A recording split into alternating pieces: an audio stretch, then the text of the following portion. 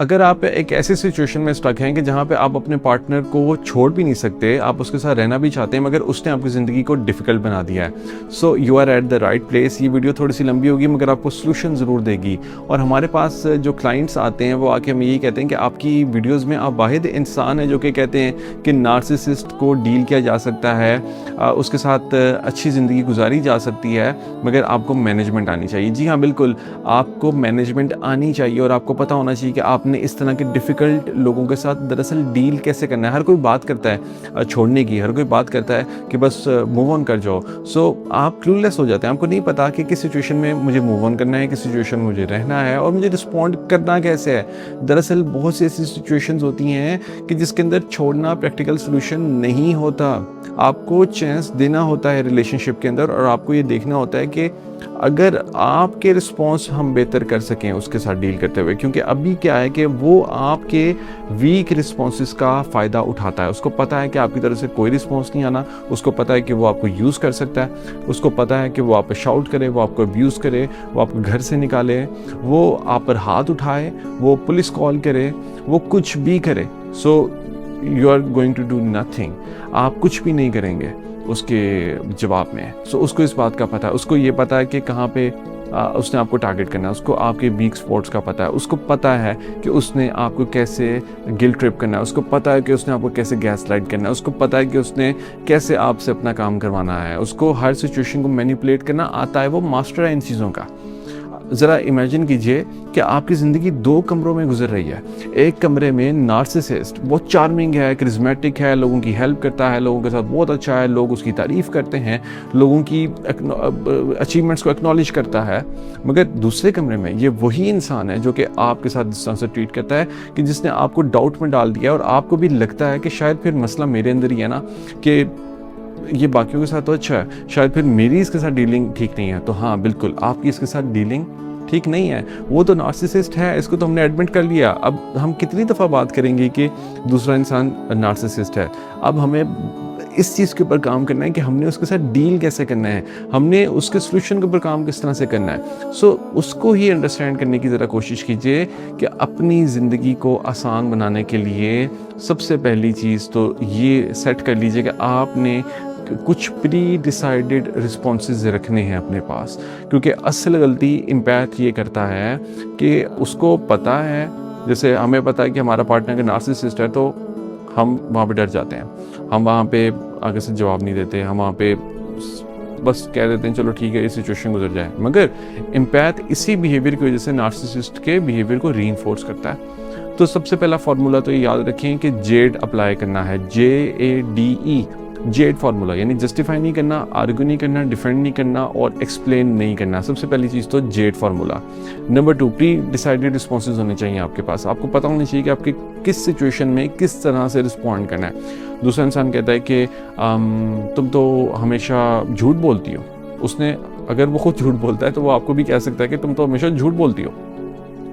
तो इसका जवाब अब क्या होगा? अब आपको जब पता नहीं है तो आप वहाँ पे ब्लैंक हो जाएंगे। आप कहेंगे कि तुमने मुझे झूठा क्यों कहा, आप तो हमेशा ही मुझे झूठा कहते हैं, आप दरअसल खुद झूठे हैं। तो अब ये कॉमन रिस्पॉन्सेज हैं जो कि अक्सर एम्पैथ भी दे रहा होता है नार्सिसिस्ट को। वो समझता है कि शायद अब ये वक्त आ गया स्टैंड लेने का, मगर this is not the right way to take stand in front of a narcissist. उसके सामने जब आपने स्टैंड लेना होता है तो आपने उसके माइंड को रीड करते हुए रिस्पॉन्स देना है। आपने इसका जवाब ये देना है कि आपके मुंह से ये बात सुनने में इंटरेस्टिंग लगती है, सरकास्टिक भी है, इसमें टू द पॉइंट भी है, शॉर्ट भी है और आपने अपना जवाब भी दे दिया। आपके मुंह से ये बात सुनने में अच्छी लगती है, इंटरेस्टिंग लगती है। सो इंटरेस्टिंग का मतलब है कि कुछ भी लग सकता है, राइट? तो आपने उसमें अपनी कामनेस वहाँ पे दिखाई। आपने शो किया कि यू आर वेरी काम। आपने शो किया कि आपको उसकी इस बात से कोई फ़र्क नहीं पड़ा। आपने उसको शो किया कि यू आर इमोशनली कंपोज्ड। आपने उसको शो किया कि आप फ़ौरन से उसको अटैक नहीं करेंगे। जब उसको फ्यूल नहीं मिलेगा, जब आपने वो फ्यूल उससे ले लिया, वो एनर्जी उससे ले लिया है, तो वो ब्लैंक हो जाएगा। उसको वो डिज़ायर्ड रिस्पॉन्स मिल नहीं रहा आपकी तरफ से जो कि उसको चाहिए। उसको चाहिए आपकी शाउटिंग, उसको चाहिए आपका चिल्लाना, उसको चाहिए आपका रोना। उसको ये तमाम रिस्पॉन्सेज बहुत पसंद होते हैं। दूसरी सिचुएशन कुछ इस तरह की हो सकती है कि वो ये कहे कि तुमने देखा ये भी काम नहीं किया, मैंने तुम्हें कहा था ना ये तुम काम करो, तुम तो ये काम करती नहीं, तुम तो बहुत लेज़ी हो। तुम्हें तो घर चलाना ही नहीं आता। तो इसका जवाब यह है कि मैं इसके बारे में आपसे बाद में बात करती हूँ, भी मैं बस एक इम्पोर्टेंट काम कर रही। अब क्या है यहाँ पे, अब आपने क्या किया, आपने दरअसल उसको ये शो करवाया कि ना ही आपने निगेट किया, ना ही आपने उसके साथ आर्ग्यू किया, ना ही आपने डिफेंड किया, ना ही आपने एक्सप्लेन, कुछ नहीं किया।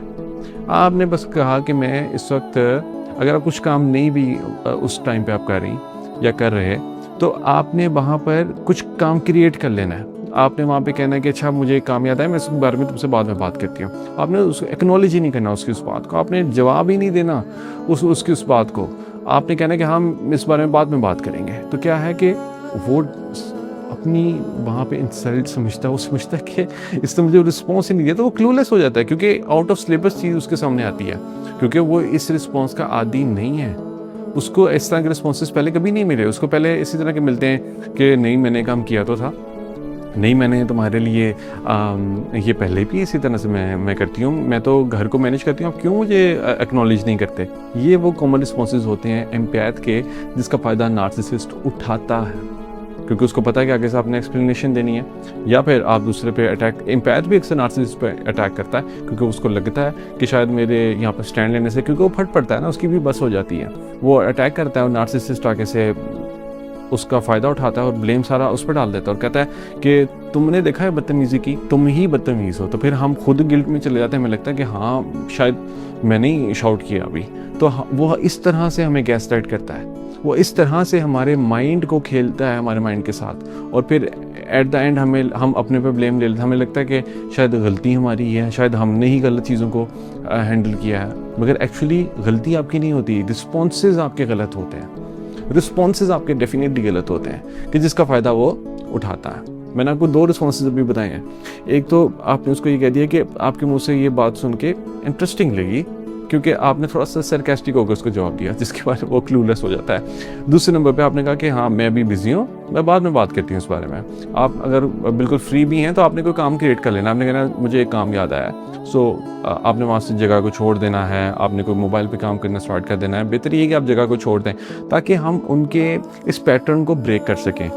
फाइनली हम जब पैटर्न को ब्रेक करने में कामयाब हो जाते हैं, तो स्टार्ट में थोड़ा सा उनकी तरफ से वो बिहेवियर ज़्यादा भी होता है, या याद रखनी है बात, उनकी तरफ से ये बिहेवियर उनका ज़्यादा हो सकता है इन द बिगिनिंग। वो क्यों? क्योंकि जब आप चीज़ों के ऊपर यानी फ़र्ज़ करें आपको इंजरी हुई भी है, ठीक, जब आपको इंजरी होती है और आप उसके ऊपर बैंडेज लगाने की कोशिश करते हैं, तो आपको पेन होती है, स्टार्ट में पेन होती है, मगर with the pass of time healing start हो जाती है। बिल्कुल इसी तरह से जब आप बिहेवियर को फिक्स करने की कोशिश करते हैं, तो स्टार्ट में दूसरा थोड़ा सा घबराता है, वो चेंज को एक्सेप्ट नहीं कर पाता, उसको लगता है कि उसका कंट्रोल लूज़ हो रहा है, और यहीं पे अक्सर एम्पैथ गलती करते हैं, वो यहाँ पे वीक पड़ जाते हैं। उनको लगता है कि शायद मेरे से सिचुएशन हैंडल नहीं हो रही, मगर ये खुशखबरी होती है आपके लिए, ये गुड न्यूज़ होती है, क्योंकि फाइनली आप उसके साथ डील करना सीख रहे होते हैं और आप उसको टारगेट करना स्टार्ट कर देते हैं, और आपको पता होता है कि अब आपने अपनी एनर्जी को उस पे वेस्ट नहीं करना। और फिर आता है तीसरा पॉइंट यहीं से,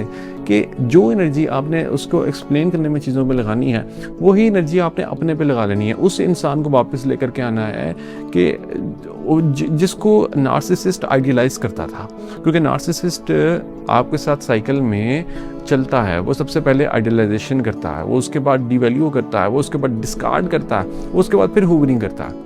तो जो आइडियलाइजेशन के स्टेज में आपकी पर्सनैलिटी थी, यानी स्टार्ट में in the beginning of the relationship जो स्टार्ट में थी, बेशक वो 20 साल पहले 30 साल पहले थी, कभी भी थी, जो पर्सनैलिटी तब थी एग्जैक्टली आपने वैसी ही पर्सनैलिटी वापस लेकर के आनी है। उसी पर्सनैलिटी से नार्सिसिस्ट अट्रैक्ट हुआ था आपसे। रिलेशनशिप के स्टार्ट में जो आपकी पर्सनैलिटी थी, ये वो पर्सनैलिटी थी जो कि एक्सप्लेन नहीं करता था चीज़ों को, जो कि आर्ग्यू नहीं करता था, जो कि डिफेंड नहीं करता था, जो कि जस्टिफाई नहीं करता था। ये वो पर्सनैलिटी थी, और इसकी वजह से नार्सिसिस्ट आप पर गलबा नहीं पा सका था, वो आप पर इन्फ्लुएंस हासिल नहीं कर सका था, और with the pass of time आपने गिव अप करना स्टार्ट किया। आपको लगा कि शायद you are mishandling things, तो आपने उसके मुताबिक एडजस्ट करना शुरू किया, आपने अपना बेस्ट दिया, मगर उसने इसको यूज़ किया। उसको पता चल गया था कि उसने आपको अपने पे डिपेंडेंट करना है, उसने आपका कंट्रोल लेना है, उसने अपनी एनर्जी जो है वो आपके साथ रिलेशनशिप को फिक्स करने में नहीं लगानी, उसने अपनी एनर्जी आपको कंट्रोल करने में लगानी है। और उसके लिए ये चीज़ें बहुत आसान होती गई with the pass of time, क्योंकि आपका बिहेवियर प्रेडिक्टेबल होता गया। आपके बिहेवियर को अनप्रेडिक्टेबल होना चाहिए था, मगर आपका बिहेवियर प्रेडिक्टेबल होता गया। और at this point of time हम आपके बिहेवियर को अनप्रेडिक्टेबल करने के ऊपर ही काम कर रहे हैं। सो ये ज़रा सेंटेंसेस का स्ट्रक्चर आपने समझा कि पहले सेंटेंस के अंदर हमने उनको थोड़ा सा सरकास्टिक सा जवाब दिया, बहुत सरकास्टिक नहीं बट बहुत हल्का सा, जिसके अंदर उनको थोड़ा सा लगेगा अच्छा यहाँ पे ज़रा अब मेरी दाल नहीं गल रही। और दूसरे में आपने डिसंगेज कर दिया, आपने कहा कि भाई ठीक है मैं बाद में इस बारे में बात करेंगे। और तीसरे नंबर पे आपने ये भी याद रखना है कि बहुत सी सिचुएशंस में हमने बात को बस वाइंड अप करना होता है। लाइक अगर वो कहता है कि मैं तो बता के थक गया हूँ एक बात को तुम्हें कि इस काम इस तरह से करते हैं, तो मुझे पता ही नहीं भाई काम किस तरह से करते हैं, मेरे से कुछ सीखो, मुझे पता है मैं रिस्पॉन्सिबिलिटीज़ उठाता हूँ, तुमने तो किचन साफ़ नहीं किया, तुमने तो घर तुम्हें साफ़ करना आता ही नहीं है, तो मुझे सारे काम करने पड़ते हैं। ठीक है, हालांकि आपने तमाम चीज़ें हमेशा पूरी की होंगी, अगर एक दफ़ा आपने किचन को साफ़ नहीं किया तो उसने आप पर अटैक कर दिया, तो वहाँ पे आप उसके साथ इंगेज नहीं करते हैं, आप उसको पावर नहीं देते, क्योंकि जब आप इंगेज करते हैं दूसरे के साथ समटाइम्स तो उसको लगता है कि अच्छा इसका मतलब है कि इसको इसका वीक पॉइंट ये है कि मैं अगर किचन की बात करूँगा तो कैसे डिफेंसिव इसने हो जाना। तो वहाँ पर आप उसको कहते हैं कि मेरी इस पर डिफरेंट ओपिनियन है, I have different opinion but it's fine for now.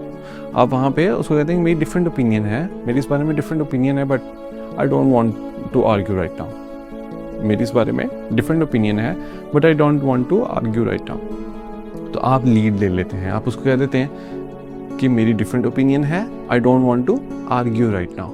मैंने यहाँ पे अभी आर्ग्यू नहीं करना। आपने खुद उसको फैसला सुना दिया कि भाई मैंने आर्ग्यू करना ही नहीं है, तो आपने लीड, वो कहेगा क्यों नहीं, तुम्हें क्या मसला है, तुम्हारी ओपिनियन क्या, तुम्हें ये तुम्हें वो आप पर अटैक करेगा। क्यों? क्योंकि उसके लिए रिस्पॉन्स आपका अनप्रेडिक्टेबल है।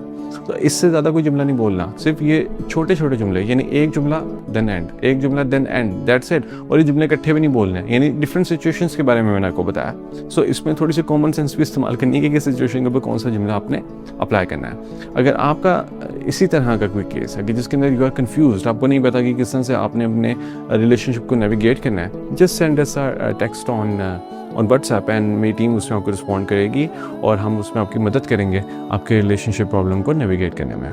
All the best.